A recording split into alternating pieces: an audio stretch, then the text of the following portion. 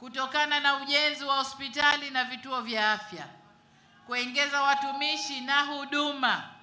Kwa mwaka huu wote uliopita 2024 na huu, hatujapata vifo vya mama wakati wa kujifungua. Huduma ni nzuri sana sana sana. Kwa hiyo nayo ni pongezi nyingine ambayo nimewapelekea wale wenzenu pale, lakini kwa niaba ya wote.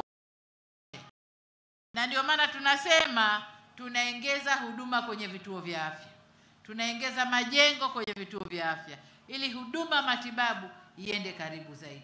Pamoja na hayo, ndugu zangu, tunakwenda kuanzisha bima ya afya, ambayo bima ya afya ni sawa na kucheza upato.